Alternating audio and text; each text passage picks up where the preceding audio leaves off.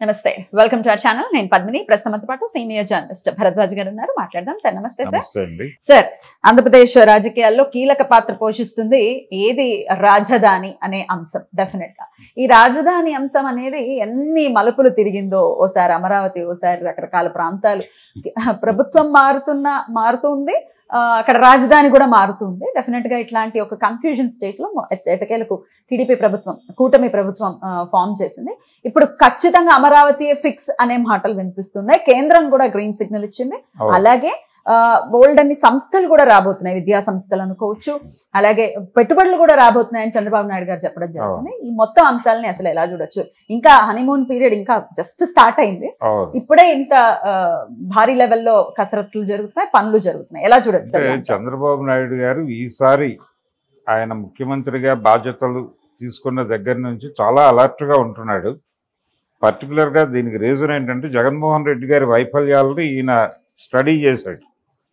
Study చేసి అలా ఉండకూడదు మనం ఆ ఇంప్రెషన్ ఇవ్వకూడదు ప్రజలకి అంటే ప్రజలు తమని నిర్లక్ష్యం చేశాడు తమకి అకౌంట్లో డబ్బులు వేయటం మాత్రమే కాదు రెగ్యులర్గా తమకి యాక్సెస్ ఇవ్వలేదు సీఎం తమకి కనిపించలేదు అనేటువంటి ఒక పెయిన్ ఉంది వాళ్ళకి ఆ పెయిన్ పనిచేసింది మొన్న ఎలక్షన్లో రెండోది చాలా సంస్థల్ని బైపాస్ చేశాడు ఆయన అంటే సర్పంచుల దగ్గర నుంచి మొదలు పెడితే ఎమ్మెల్యేలు కూడా మంత్రులు కూడా బైపాస్ అయిపోయారు పైగా ఆ పార్టీ జిల్లా అధ్యక్షులు కూడా బైపాస్ అయిపోయారు ఎవరికి పనులు లేవు కేవలం వాలంటీర్లు జగన్మోహన్ రెడ్డి గారు మీటా అంతే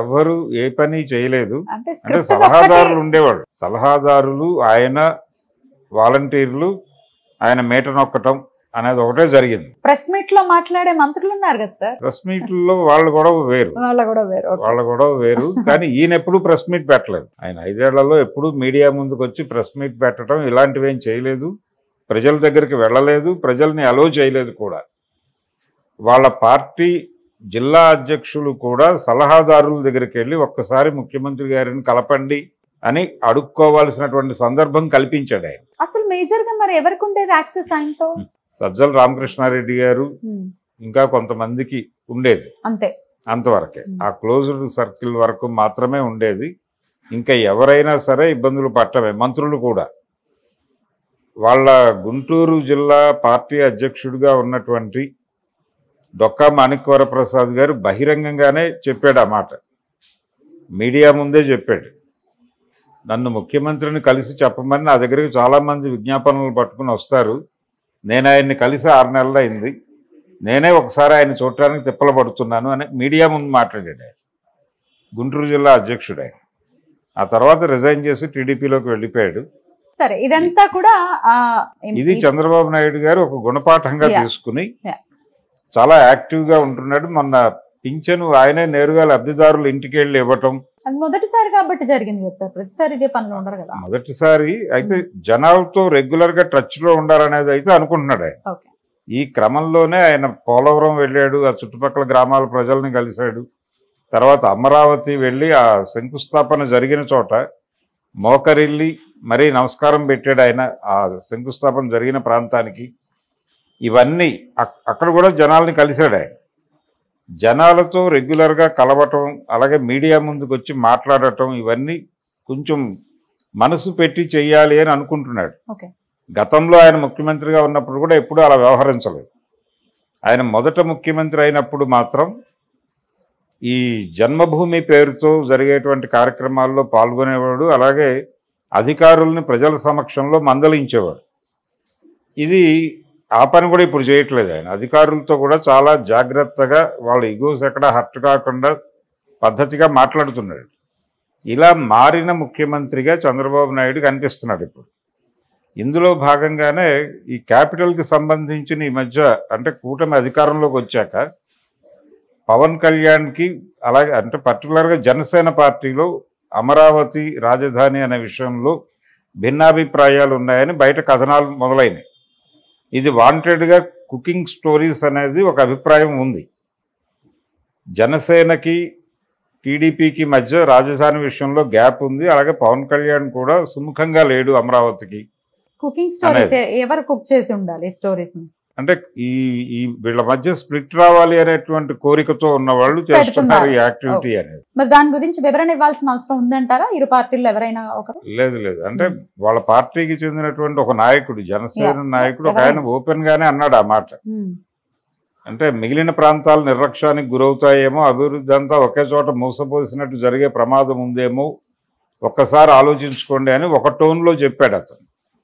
అదేంటంటే మీరు అభివృద్ధి ఒక చోట మూసపోయటం అనే పని మానేయండి అన్నాడు తప్ప అమరావతి వద్దని అనలేదు. దీన్ని ఇప్పుడు చంద్రబాబు నాయుడు గారు బాధ్యతగా అమరావతి విషయంలో ఉన్నటువంటి గందరగోళానికి తెరదించాలి అనే ఉద్దేశంతో ఢిల్లీ వెళ్ళి మొత్తానికి మోడీ గారిని వీళ్ళందరినీ కలిసి, పైగా చంద్రబాబు నాయుడు నన్ను కలిశాడని చాలా మురిసిపోతూ ట్వీట్ చేశాడు ఆయన అమిత్ షా గారు. కాబట్టి వీళ్ళందరినీ కలిసి అమరావతి మీద ఒక గ్రీన్ సిగ్నల్ తీసుకొచ్చాడు ఆయన.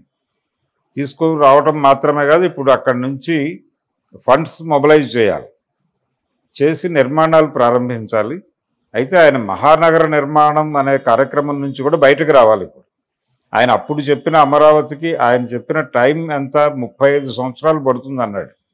ఆ 35 సంవత్సరాలు కూడా కంటిన్యూస్గా తెలుగుదేశం పార్టీ గెలిస్తే అని ఒక మెలిక పెట్టాడు. ఇప్పుడు అవన్నీ పక్కన పెట్టి ముందు ప్రభుత్వ కార్యాలయాల నిర్మాణ కార్యక్రమం పూర్తి చేస్తే, ముందు అక్కడ యాక్టివిటీ స్పీడ్ అయిపోయి జనాలు రావటం మొదలైతే అక్కడ ఉన్నటువంటి ల్యాండ్ లార్డ్సే వాళ్ళ స్థలాల్లో ఏదో కంపెనీలతో టైఅప్ అయిపోయి కావలసినటువంటి ఫెసిలిటీస్ ఏర్పాటు చేస్తారు. స్టార్ హోటల్స్ కావచ్చు, మరొకటి కావచ్చు. ప్రజలు వాళ్ళు స్వచ్ఛందంగా చేస్తారు, తద్వారా ఒక నగర నిర్మాణం జరుగుతుంది. ఆర్గానిక్గా జరగాలి తప్ప ఈయనేం చేశాడంటే బిల్డర్ తరహా అగ్రిమెంట్లు చేసుకున్నాడు వాళ్ళతో.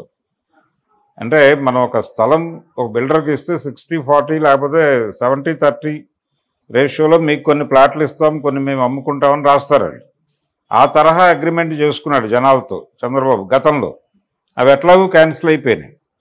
ఇప్పుడు అలాంటి పని చేయకుండా ఆయన ముందు ప్రభుత్వ యాక్టివిటీ అంటే గవర్నమెంట్ యాక్టివిటీ అక్కడ జరిగేటట్టుగా ప్రోగ్రాం మొదలు పెట్టేస్తే మిగిలిన డెవలప్మెంట్ దానంతట అదే జరుగుతుంది. దానికి కృషి చేయాలి, జనాల్ని మోటివేట్ చేయాలి. చేయగలిగితే అమరావతి కళ సాకారం అవుతుంది. కొంత పని జరిగిపోయిన తర్వాత ఎవరు వచ్చినా కానీ ఇంక దాన్ని కదిపే పరిస్థితి ఉండదు. ఇది మొదట ఆయన చేసిన పని ఏంటంటే కేంద్రం నుంచి ఇవన్నీ తప్పించాడు ఆయనే వాంటెడ్గా. అమరావతి అలాగే పోలవరం కూడా కేంద్రం నుంచి పక్కకు తీసుకొచ్చి నేను చూసుకుంటానన్నాడు ఆయన. ఇప్పుడు మళ్ళీ కేంద్రం దిశగా ప్రయాణిస్తున్నాడు. అది కూడా కంప్లీషన్ స్టేజ్లోనే ఉంది. కాబట్టి అది కంప్లీట్ చేస్తాడు, ఇది చేస్తాడు. దానికి పోటీగా పట్టిసీమ అని వేరే ప్రాజెక్ట్ ఒకటి అనౌన్స్ చేశారు అప్పుడు. ఇప్పుడు అవేం మాట్లాడట్లేదు ఆయన. పూర్తిగా పోలవరం మీద, రాజధాని మీద కేంద్రీకరించి ఉన్నాడు. అలాగే వైజాగ్ని ఆర్థిక రాజధాని చేస్తాను అనే మాట మాట్లాడుతున్నాడు. ప్రాక్టికల్గా అది ప్రూవ్ చేయగలిగితే ఆయన కొంత ఆ ప్రాంతంలో అభివృద్ధి జరుగుతుంది. ఇప్పుడు జనాలకున్న సందేహం ఏంటంటే ఈయన హైదరాబాద్ నమూనాను తీసుకుని అభివృద్ధి మొత్తం అమరావతి కేంద్రంగా చేసేసి మిగిలిన ప్రాంతాలన్నీ అమరావతి మీద ఆధారపడే పరిస్థితి కల్పిస్తాడేమో అనే భయం ఉంది. ఇది కేవలం భయం అని చెప్పగలగాలి ఆయన. అన్ని ప్రాంతాల్లోనూ అన్ని రకాల యాక్టివిటీస్ మొదలుపెట్టి ఇప్పుడు పెట్టుబడుల సమీకరణ కార్యక్రమం కూడా మొదలుపెట్టాడు. అందులో భాగంగానే వెళ్ళి జపాన్ రాయబారిని ఆ సంస్థలు కూడా వస్తున్నాయి అని అంటున్నారు. విద్యా సంస్థలు కూడా వస్తున్నాయి అంటున్నారు. విద్యా సంస్థలు అంటే న్యాచురల్ గా వస్తాయి. అది కాకుండా విదేశీ పెట్టుబడుల ఆకర్షణ కార్యక్రమంలో భాగంగా ఆయన జపాన్ రాయబారితో కూడా కలిశాడు ఢిల్లీ వెళ్ళినప్పుడు. ఇది ఒక యాక్టివిటీ మొదలవుతుంది. అలాగే ఎన్ఆర్ఐల సపోర్టు, వాళ్ళు వచ్చి ఓట్లు వేయటం మాత్రమే కాదు. ఆ మధ్యకాలంలో ఆయన అరెస్ట్ అయినప్పుడు ఇక్కడ ఒక సభ జరిగింది హైదరాబాద్లోనే, మాదాపూర్లో, గచ్చిబౌలిలో. ఆ సభ జరిగినప్పుడు వాళ్ళందరూ రేపు కూటమి ప్రభుత్వం వస్తే అక్కడి నుంచి పెట్టుబడులు మొబిలైజ్ చేయడానికి మా వంతు కృషి చేస్తామని ప్రమాణాలు చేశారు ఆ రోజు. అవన్నీ ఏమైంది అనేది ఒకసారి సార్ట్అవుట్ చేసుకుని కొంచెం యాక్టివిటీ మొదలు పెట్టాలి అక్కడ యుద్ధ ప్రాతిపదిక మీద. ఆ పని జరిగితే అమరావతి నిర్మాణం పూర్తవుతోంది అనేటువంటి ఒక ఇంప్రెషన్ వస్తుంది. ఉన్న భయం వల్ల అంతా మోసపోయకుండా రాష్ట్రం అంతా కూడా అభివృద్ధిని పంచి, అంటే నిరుద్యోగులందరూ అక్కడికే వెళ్ళాలి అనే పరిస్థితి కల్పించకుండా ఎక్కడికక్కడ యాక్టివిటీస్ మొదలుపెట్టి ఎక్కడ వాళ్ళకి అక్కడే ఉపాధి దొరికేటువంటి పరిస్థితి కల్పించాలి. ఈ కల్పించడంలో ఆయన సఫలీకృతలు అవుతారు అని అనుకోవచ్చా? గతంలో ఎప్పుడు ఆ పరిస్థితి లేదు. హైదరాబాద్కి అంటే ఆ రోజుల్లో ఎలా ఉండేది, ఎవరైనా శ్రీకాకుళంలో డిగ్రీ పాస్ అయినా కానీ తండ్రి డబ్బులు చేతిలో పెట్టి బాబు హైదరాబాద్ వెళ్ళిపోయి ఏదో గది చూసుకో ఏదో ఉద్యోగం చూసుకొని పంపించడమే తండ్రుల ప్రోగ్రామ్ గా మారిపోయిన దశ చూసాం మనం. ఈ పరిస్థితి నడుస్తున్న టైంలో రాష్ట్ర విభజన, హైదరాబాద్ ఉండదు మనకి అనే వాతావరణం చాలా ఒత్తిడిని కల్పించింది. అలాంటి ఒత్తిడి కల్పించే పని ఇప్పుడు చేయకూడదు. ఎందుకంటే ఇప్పుడు నిర్మాణ దశలో ఉన్నారు కాబట్టి మొత్తం ఒక చోట వేయకుండా రాష్ట్రం అంతా అన్ని భాగాలకి, అన్ని ప్రాంతాలకి, ప్రధానంగా రాయలసీమ, ఉత్తరాంధ్ర, కోస్తాంధ్ర ఈ 3 ప్రాంతాలకి డిస్ట్రిబ్యూట్ చేసి పథకం ప్రకారం ఆయనే చెప్పుకున్నాడు మొదట్లో. అంటే అధికారం రావడానికంటే ముందు 2014 ఎన్నికల్లో గెలవటానికంటే ముందు ఆయనే చెప్పుకున్నాడు ఇవన్నీ. 3 ప్రాంతాల్లోనూ అభివృద్ధి చేస్తాము. అదే అది జరుగుతుందా, అందులో సక్సెస్ అవుతారా అనేది ప్రశ్న. ఇప్పుడు చెయ్యాలండి. ఇప్పుడు ఆ చేసే యాక్టివిటీలో ఉన్నాడు ఆయన. చెయ్యాలనేటువంటి స్పృహ ఉంది. ఈ 3 రాజధానుల ఏర్పాటుకు జగన్మోహన్ రెడ్డి గారు చెప్పింది కూడా అదే. ఈ 3 ప్రాంతాలని అభివృద్ధి చేయటం కోసమే న్యాయ రాజధాని రాయలసీమలోను, అలాగే పాలనా రాజధాని విశాఖలోను, శాసన రాజధాని అమరావతిలోను నడుపుతానన్నాడు ఆయన. అలా రాజధానిని విడదీయక్కర్లేదు. ఒక యాక్టివిటీ మొదలు పెట్టడానికి, ఆ ప్రాంతంలో యాక్టివిటీ మొదలు పెట్టడానికి క్యాపిటల్గా నిర్ణయించాల్సిన అవసరం లేదు అని వీళ్ళు ఆర్గ్యూ చేశారు. ఆ ఆర్గ్యుమెంట్ని ఇప్పుడు వాళ్ళు ప్రూవ్ చేసుకోవాల్సినటువంటి పరిస్థితిలో ఉన్నారు టీడీపీ వాళ్ళు. టీడీపీ మాత్రమే కాదు, కూటమి ప్రభుత్వం, బీజేపీ కూడా ఇన్వాల్వ్ అయి ఉంది. కాబట్టి కేంద్రం నుంచి కొంచెం వేగంగా ఫండ్స్ మొబిలైజ్ చేసి అన్ని ప్రాంతాలలోనూ అభివృద్ధి కార్యక్రమాలు మొదలైపోతే ఇంకా ఫర్దర్గా ఎవరు ఆలోచించరు ఈ గొడవని. మార్పు జోలికి వెళ్ళరు. అవును. రైట్ అండి. Thank you sir. నమస్తే. నమస్తే అండి.